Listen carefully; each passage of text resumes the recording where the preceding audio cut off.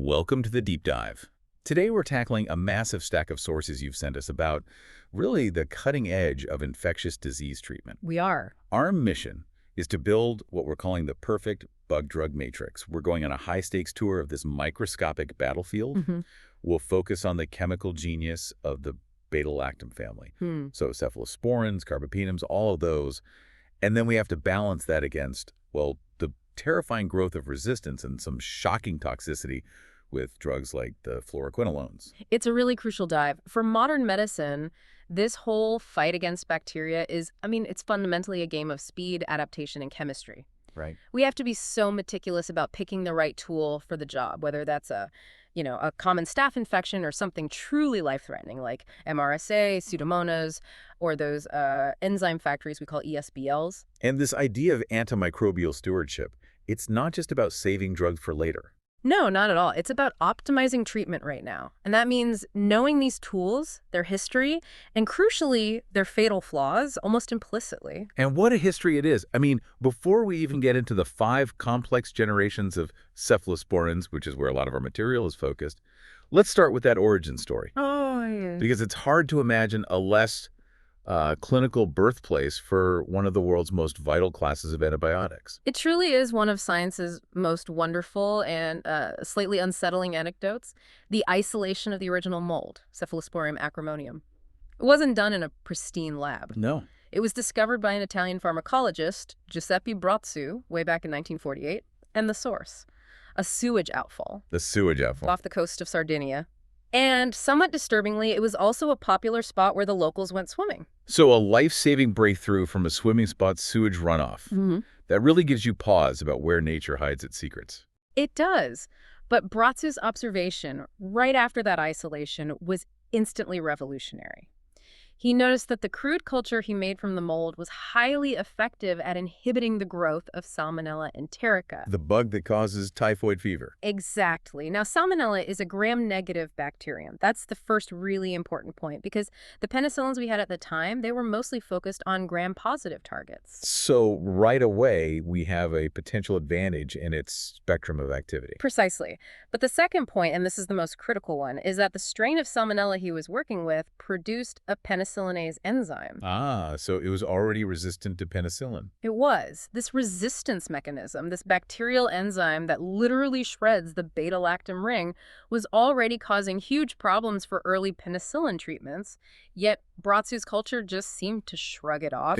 That single, simple experiment done in, a post-war environment with limited resources, it signaled that the core structure of this new molecule, cephalosporin C, had some inherent stability against the weapon bacteria had already deployed. It opened up a whole new chemical frontier. And that's the spark. Okay, Yeah. So let's zoom in on the chemistry. This entire beta-lactam lineage, penicillins, cephalosporins, carbapenems, they all rely on this one shared feature, that square, four-membered beta-lactam ring. We need to understand its destructive simplicity. What is the core mechanism of action, the MOA, that ties this whole family together? The MOA is an identical strategy across the entire class, and it's a textbook example of a suicide inhibitor. We're targeting the bacterial cell wall. Right, which humans don't have. Exactly, which is why it's so selective. This wall gives the bacteria its structural integrity, and they build it using long chains of something called peptidoglycan. The enzyme responsible for welding these chains together, for doing that final crucial cross-linking step, is called DD transpeptidase. We collectively call these enzymes penicillin-binding proteins, or PBPs. So the PBPs are like the construction crew, responsible for cementing the wall together. That is a perfect way to think about it. Now, the beta-lactam ring is an incredibly sophisticated piece of biological espionage. It's a structural analog. It mimics the natural substrate that the transpeptidase enzyme is supposed to grab. So it's a decoy. It's a decoy. When the antibiotic enters the active site of this PBP, the enzyme tries to open the beta-lactam ring, mistaking it for its real target. But once that ring opens, it becomes highly reactive, and it binds irreversibly to the active site. It's a permanent covalent bond. So it's not just a temporary roadblock. You're saying it permanently glues up the machinery of the construction worker. That's the perfect analogy. By permanently inhibiting that enzyme, the bacteria can't finish building their cell wall. When they try to grow or divide, they just don't have the structural integrity. And then they just fall apart. They do. This lack of integrity actually triggers the bacteria to activate its own autolytic enzymes, essentially causing the microbe to dissolve itself from the inside out. The process is bactericidal. It kills the bacteria. It doesn't just stop it from growing. It's an elegant, fatal trick. Yeah. Yet, as we establish, that original drug brought to in sound, cephalosporin C, it wasn't actually clinically useful. Right. It had to be chemically modernized. Absolutely. The natural product, cephalosporin C, had poor bioavailability, so it wasn't well absorbed if you took it orally, and it's cleared from the body really, really fast. It just couldn't sustain the therapeutic concentrations you need to fight a systemic infection in a person. And that necessity drove this entire semi-synthetic revolution. It did. It led to the massive family of drugs that we use today. Okay, let's unpack that. The semi-synthetic revolution is where the chemists really took over the battlefield. This ability to modify the core structure is what defines the whole generational leap. So, to create a modern cephalosporin, the first step is you take that natural cephalosporin C and you chemically cleave off its side chain. That gives you the fundamental skeleton, the 7-aminocephalosporanic acid core, or 7-ACA. So you strip it down to the chassis. You strip it down to the chassis, and once you have that stable 7-ACA core, you can begin customization. Unlike penicillins, which have fewer places you can modify, the cephalosporin structure allows for really versatile substitution at two key positions, which we call R1 and R2. R1 and R2. So we're basically customized the molecular engine. What do these changes actually achieve in the clinic? Everything. Swapping out the R1 side chain, that's the one right next to the beta-lactam ring, that primarily influences the drug's spectrum of activity. So which bugs it kills? Which bugs it kills, and just as importantly, its resistance to those beta-lactamase enzymes. Okay, and R2? Swapping the R2 side chain on the other side of the molecule, that usually affects the pharmacokinetics. So things like solubility, how long it lasts in the body, its half-life, and tissue penetration, including that crucial ability to get into the central nervous system. And this adaptability is why cephalosporins generally have a much broader spectrum than the old penicillins. That's the chemical advantage they started with. They were built from the ground up to be more stable against the enzymes that were already taking out penicillin. But the bacteria adapted. The bacteria always adapt. Even with all these R-group substitutions, the battle is constantly escalating. Modern resistance mechanisms like AMP-C enzymes and, of course, the notorious extended-spectrum beta-lactamase, or ESBLs, they can still shred even third-generation cephalosporins. So when we face an ESBL, we have to move up the chain. Immediately. Our standard therapeutic option often escalates right to the Carbapenem class, which just tells you how big of a threat those enzymes really are. Before we step through all the generations, let's quickly touch on the general safety profile. Most of these are cleared by the kidneys, low toxicity, but we can't ignore the shared beta-lactam ring. That's where the allergy risk comes from, right?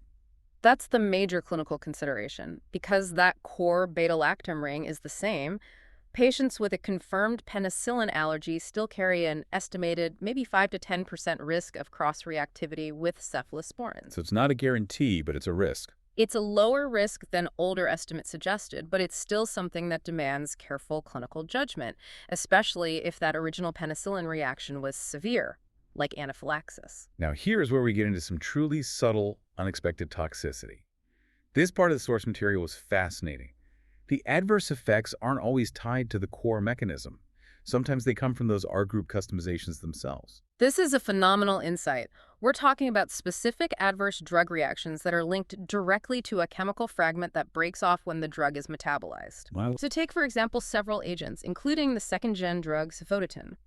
They have this chemical fragment known as the N-methylthiotetrazole moiety, or NMTT. NMPT. Ceftaroline, a first-gen agent, has a similar, though maybe less problematic one, called NMTD.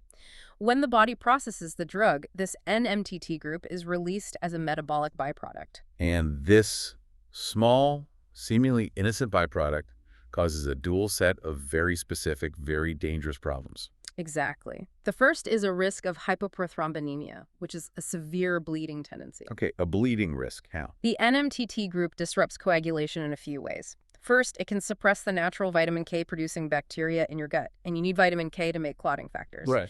Second, the NMTT can directly interfere with the final step of prothrombin synthesis in the liver. And third, it's been associated with actual platelet dysfunction. So we have this chemical war against the bacteria.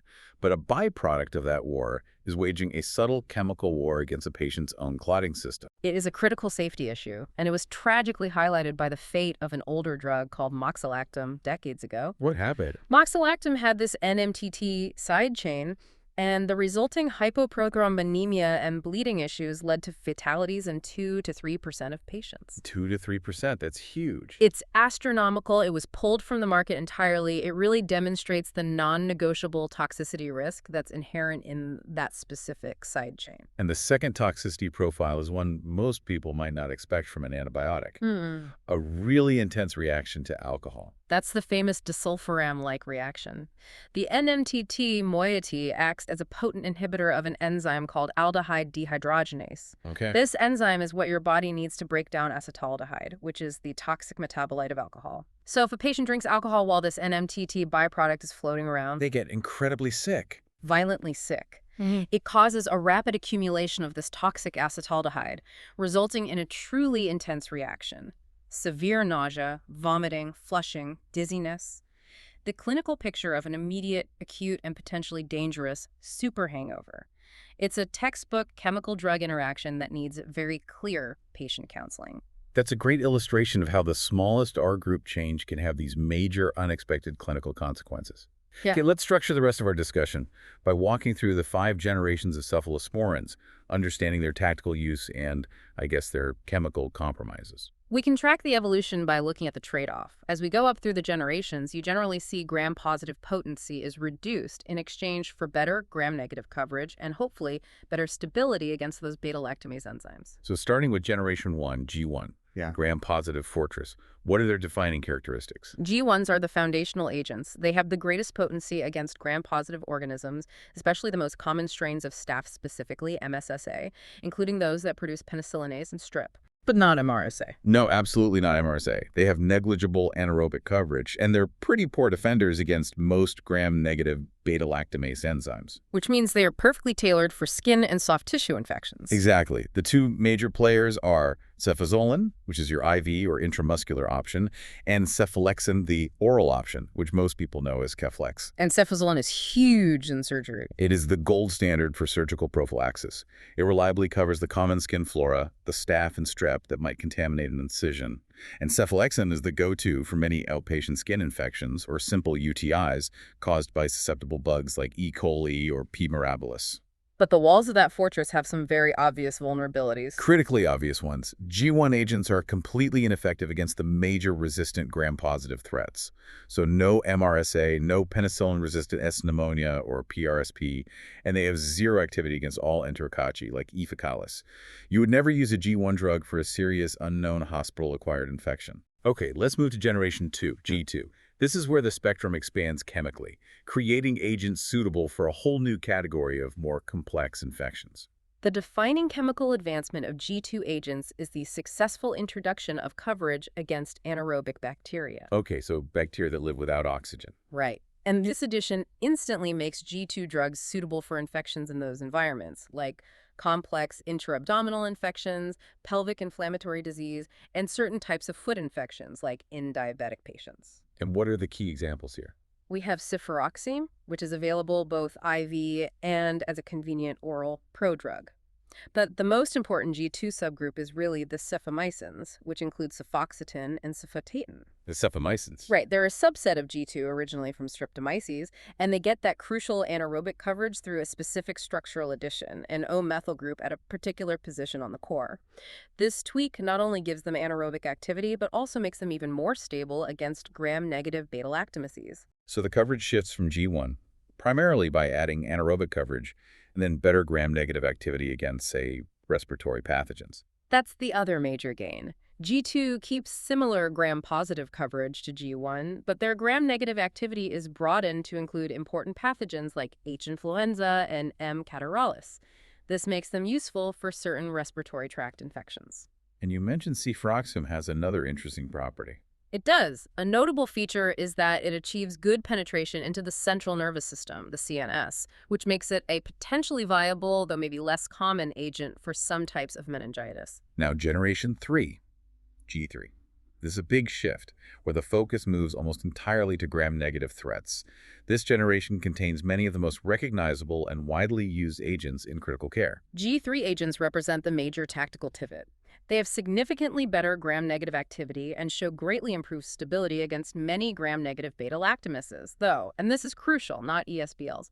This is the workhorse class for systemic infections. And the key trio here. The key trio are Ceftriaxone, cefotaxime, and ceftazidime. Let's confirm their utility. Highly effective against gram-negatives, covering things like Neisseria gonorrhea, Enterobacter, and Serratia. And ceftriaxone and cefotaxime are particularly important for community-acquired pneumonia, or CAP. Correct. Their strong pneumococcal coverage, even against those resistant PRSP strains, makes them staples for treating severe CAP. But this superior gram-negative coverage came with a chemical trade-off. They sacrificed activity elsewhere. So what did they lose? Remember that general anaerobic coverage that defined G2? G3 agents lost that, and their gram-positive coverage for staph is significantly weaker than G1, so you wouldn't use a G3 for a simple staph skin infection. Okay, let's execute the deep dive requested in the source material and focus on the distinction that haunts every clinician. The difference between ceftriaxone and ceftazidime when you're facing the hyper-resistant Pseudomonas aeruginosa. This is the critical clinical fork in the road.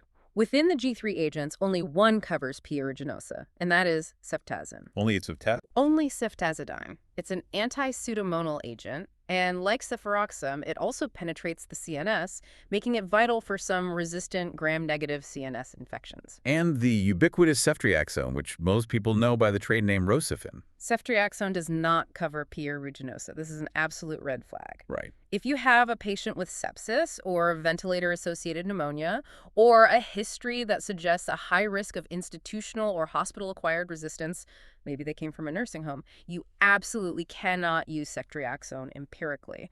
That decision could result in failed treatment and even increased mortality if the bug turns out to be Pseudomonas. So ceftriaxone's massive popularity must be linked to its unique dosing advantage because clinically it has that major hole in its coverage. It's almost entirely linked to pharmacokinetics. Ceftriaxone has an unusually long half-life, around 6 to 8 hours. This means it can be dosed conveniently once daily or at most twice daily. Which is incredibly useful. Hugely useful in outpatient settings and for improving patient compliance.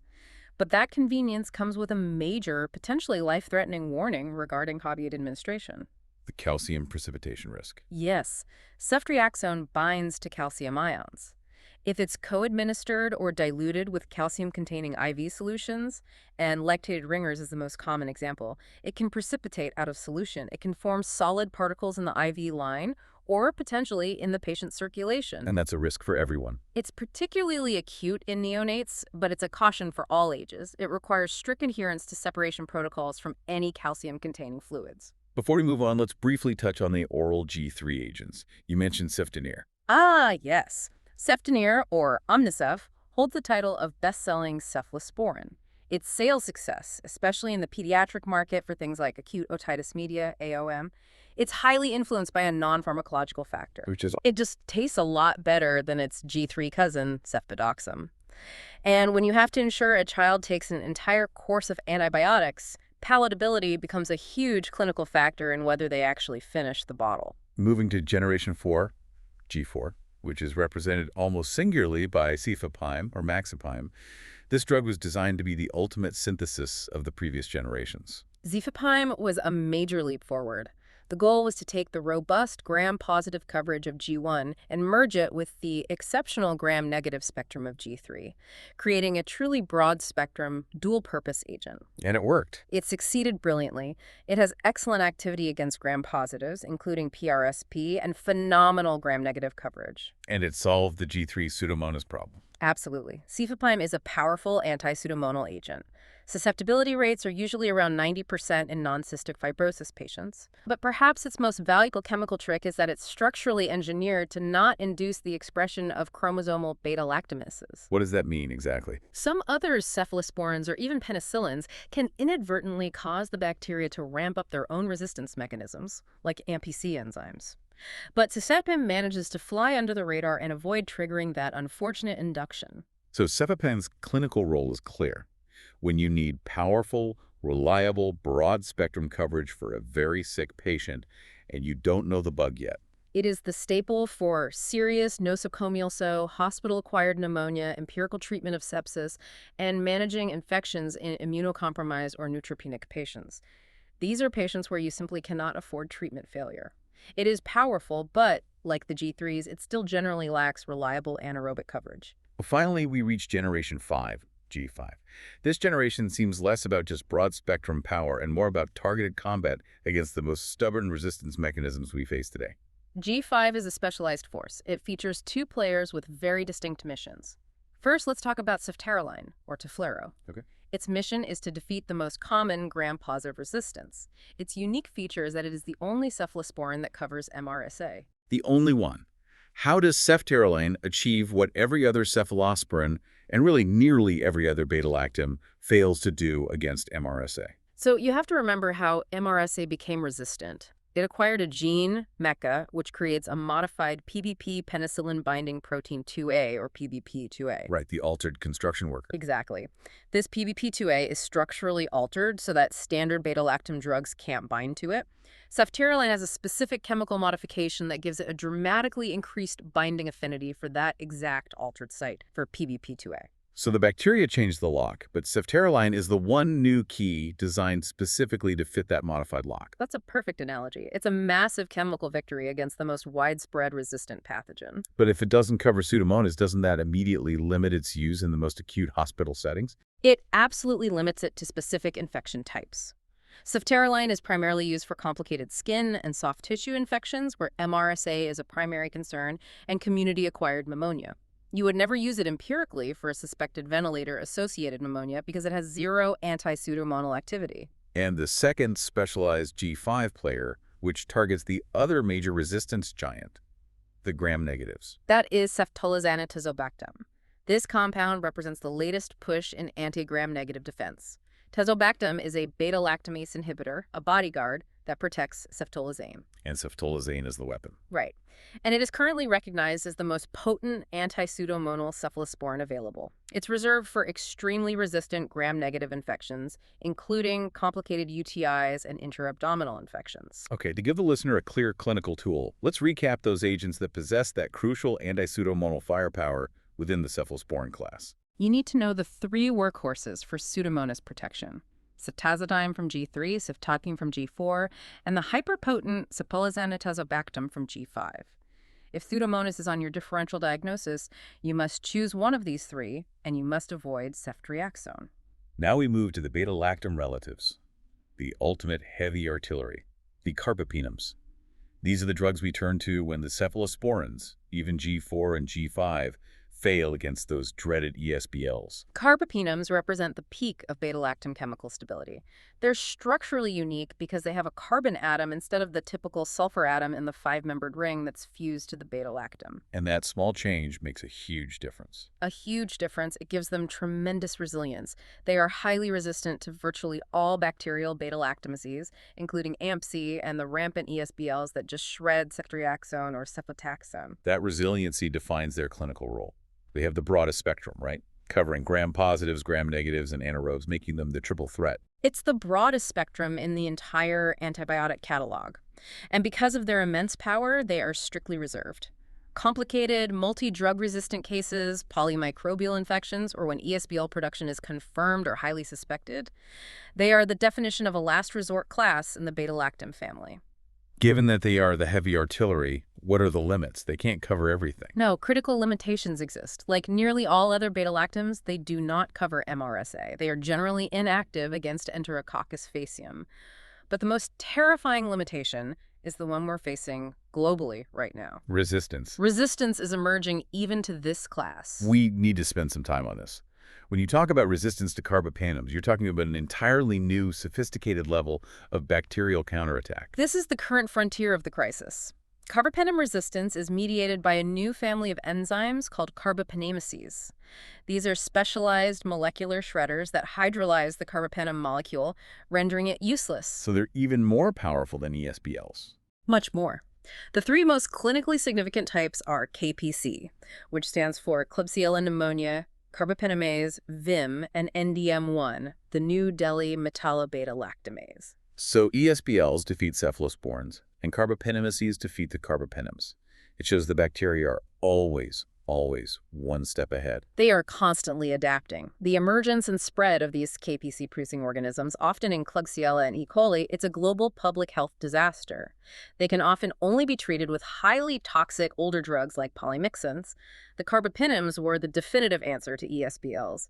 Now the Carbapenems are defeating the definitive answer. Let's quickly look at the subtle but important clinical differences between the key members of this class, starting with imipenem. Imipenem is the veteran, but it has a key instability. When you give it, it gets rapidly degraded by a kidney enzyme called DHP1. Therefore, imipenem must always be co-formulated with cilastatin. Cilastatin is the bodyguard. It is. It inhibits DHP1, making sure the drug reaches this target. Imipenem also has the highest risk of seizures in the class, about 1.5% to 2%, so we avoid it for CNS infections like meningitis. It does cover Pseudomonas. And meropenems, which is often favored. Meropenem is chemically more stable, so it doesn't need the cilastatin bodyguard. Its major clinical advantage is a significantly lower seizure risk, around 0.4%. So that's why it's used for meningitis. That's why it's the preferred carbapenem for CNS infections. It also has strong anti-pseudomonal coverage. Then there's ertapenem, the odd one out. Ertapenem is often called the once-a-day carbapenem because of its long half-life. It's useful for certain outpatient therapies, but it has a massive gap in its coverage, which makes it useless in many critical care settings. It does not cover P. aeruginosa. So you'd never use it for a fever in a neutropenic patient? Never. The risk of missing Pseudomonas is just too high. And finally, doripenem. Doripenem is another broad-spectrum agent with very good gram-negative and anaerobic activity, and it does have anti-pseudomonal coverage. But clinical guidance sometimes limits its use. For example, there's a specific caution that it shouldn't be used to treat any kind of pneumonia, despite its broad spectrum. These subtle distinctions are vital for prescribing correctly. Okay, we've covered the carbapenems. Let's talk about the Monobactam class, represented by Aztreonam. It also has a unique structure, just a single beta-lactam ring, which gives it a critical safety niche. That single ring structure makes Aztreonam so chemically distinct from the other beta-lactams that it shows essentially no cross-reactivity with penicillin allergies. And that's its whole reason for being. It is. Clinically, it has a very narrow spectrum. It only covers gram-negative bacteria, including P. aeruginosa. It has almost zero reliable gram-positive or anaerobic coverage. So if you have a patient who had, say, a confirmed anaphylactic reaction to penicillin, and they urgently need anti-pseudomonal coverage for a complicated gram-negative infection, Aztreonam is the safe tool of choice. It is the absolute key alternative for gram-negative coverage in highly allergic patients. It just circumvents that entire beta-lactam cross-reactivity problem. We should note, though, that while it's resistant to many common beta-lactamases, it's often not reliably resistant to the toughest ESBLs. So you still need sensitivity testing. Always. We've spent all this time detailing the chemical brilliance and the ongoing evolution of the beta-lactam family. Now we have to pivot to the other side of the clinical dilemma, the stewardship crisis affecting alternative classes. Yes. Because the increasing failure of beta-lactams due to resistance forces us to rely on drugs whose own toxicity profiles are now severely constraining their use. That is the perfect framing. When our primary tool, the beta-lactams, is compromised by bacterial enzymes, we are forced toward agents like fluoroquinolones that are excellent at killing bacteria, but they carry risks that are sometimes just too high for mild infections. Let's start with the macrolides, like azithromycin. They're a first-line choice for community-acquired pneumonia in outpatients, but their efficacy is collapsing. The clinical utility of macrolides is severely compromised. It's because of resistance in the primary CIP pathogen, Streptococcus pneumonia. Our source data shows that resistance rates for S-pneumo to macrolides are now above 25% in all regions of the U.S. Why is 25% such a critical threshold? It means that if you blindly prescribe a macrolide to 4 patients with CIPP, statistically, one of them will have an organism that is resistant to the drug. That patient is now at risk of clinical failure. And what happens then? When macrolide therapy fails because of resistance, the patient is at a higher risk of developing bacteremic pneumonia, where the infection gets into the bloodstream, which often means immediate hospitalization and the use of more invasive, broad-spectrum IV antibiotics. This uncertainty has fundamentally changed prescribing guidelines. It has. Major organizations like the IDSA and the ATS now often endorse or even prefer the use of respiratory fluoroquinolones like levofloxacin or moxifloxacin as empiric therapy for outpatients with CIP. Precisely because the certainty of macrolide success is too low. The desire to ensure a definitive cure on the first try pushes clinicians toward the FQ class. Which brings us directly to the enormous safety mandate surrounding fluoroquinolones. The FDA has issued its strongest caution for this entire class, a boxed warning.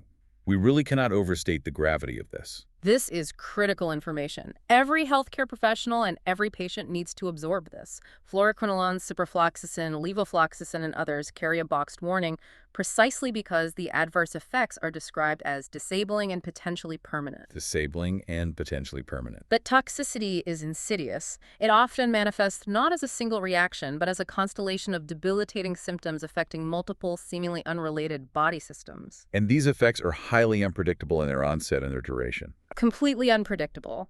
The side effects can begin just hours after the first dose, or they might not show up until weeks after the medication is finished. And the longevity is the most devastating part. The FDA reviewed cases where patients reported side effects lasting for an average of 14 months. 14 months. And in some documented cases, those effects were still present 9 years after the drug was stopped. 9 years. That explains why the sources mention severe distress, job loss, and significant financial and personal strain from this toxicity. Let's break down the constellation of symptoms that prompted this severe warning. They fall into 3 major categories, and they often affect the patient all at once. First, musculoskeletal and peripheral nervous system. This is the classic FQ toxicity. Tendon rupture. Tendinitis and tendon rupture, most famously the Achilles tendon, but any tendon can be affected. Also, muscle weakness and pain, joint pain, and critically peripheral neuropathy, that disabling numbness, tingling, or pins and needles sensation. And that neuropathy is one of the effects noted as potentially irreversible. Okay, that's one category. What's the second? The second is central nervous system and neuropsychiatric. These are the effects that really highlight the drug's ability to cross the blood-brain barrier. Patients report severe anxiety, depression, confusion, hallucinations, and, alarmingly, an increased risk of suicidal thoughts and behavior. And there are other risks, too. Yes. FQs can worsen symptoms in patients with myasthenia gravis. They prolong the QT interval, which is a cardiac risk. And a 2018 FDA update highlighted another severe risk: aortic aneurysm and dissection, especially in older patients. That is a staggering list of systemic risks for a drug class used so routinely. This leads directly to the core tenet of stewardship regarding SQs. The FDA has mandated that for certain mild infections, the risk simply outweighs the benefit. That is the ultimate policy decision. The FDA requires that systemic fluoroquinolones must be reserved only for patients who have absolutely no other available treatment option for 3 specific mild infections. And what are they? Acute bacterial sinusitis, acute bacterial exacerbation of chronic bronchitis, and uncomplicated urinary tract infections. That's a radical shift. It means even if an FQ is technically the most effective drug for a common sinus infection, the physician must legally and ethically choose a safer, even if less effective, alternative first. Precisely. The severity of the potential permanent disability is deemed too high for these common infections. If a patient must be prescribed an FQ, the healthcare professional is mandated to stop the treatment immediately at the first sign of a serious adverse reaction, whether that's joint pain, numbness, or psychological changes, and switch to a non-fluoroquinolone agent. So FQs haven't been banned, but their use for mild cases has been effectively neutralized by this safety mandate. They are still reserved for serious, life-threatening scenarios. They absolutely still have a critical role. For severe, life-threatening infections, septicemia, complicated hospital-acquired pneumonia where the patient's life is in immediate danger and the bug is known to be susceptible, the benefit of a rapid, reliable cure outweighs the potential long-term risk. But the decision has to be deliberate and measured. Okay, let's bring all of this together. We've covered the chemical evolution of the beta-lactam fortress, from Bratsu's sewage mold through 5 generations of customization. We've talked about the power of Carbapenems, the niche of the Monobactam, and we've confronted the clinical reality that innovation is constantly fighting an uphill battle against resistance, ESBLs, AMPC, Carbapenems, while our alternatives are being constrained by overwhelming, permanent toxicity. The synthesis is that the medical world is currently trapped between the hammer of resistance and the anvil of toxicity. Every choice has consequences. The constant cycle of innovation, swapping R groups on cephalosporins to gain coverage, is immediately met by enzymatic counter-innovation from the bacteria. And when we try to bypass the beta-lactams, We run headlong into the severe disabling risks posed by agents like the fluoroquinolones. so what's the ultimate takeaway for optimizing treatment? You stress the importance of local data. Stewardship in practice means that selecting a therapy has to move beyond the textbook definition of coverage. It requires hyper-local awareness. You must know what drugs work against what specific bacteria in your immediate geographic area, the resistance patterns in your hospital, your nursing home, your community. Can you give me an example? Sure. If your local data shows that third-generation cephalosporins fail against 30% of your common E. coli isolates because of ESBLs, you cannot use Ceftriaxone. You have to immediately choose a G4 agent or potentially a Carbapenem. Local epidemiology dictates the strategic choice. We established that the entire beta-lactam family, which has been the cornerstone of our defense for a century, relies on the chemical reactivity of that four-membered ring to stop cell wall synthesis. And we noted that even the strongest versions, the Carbapenems, are now failing against emerging Carbapenemese enzymes like KPC and NDM1. That is the existential threat we face.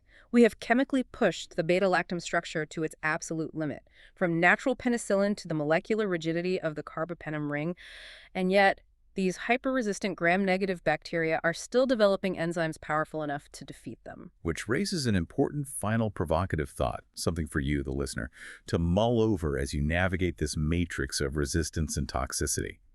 If the fundamental chemical scaffold that has anchored our most successful class of antibiotics for the last 100 years, the beta-lactam ring, is finally being chemically dismantled by bacterial evolution, Then what entirely revolutionary structural changes, what new chemical classes that target the bacteria in ways we haven't even explored, maybe disrupting nutrient uptake or genetic regulation or outer membrane function rather than just the cell wall? What will be necessary to ensure we maintain effective defenses against these hyper-resistant gram-negative superbugs in the next generation? The future of infection control depends on a chemical leap beyond the genius of Bratzu and the entire semi-synthetic era.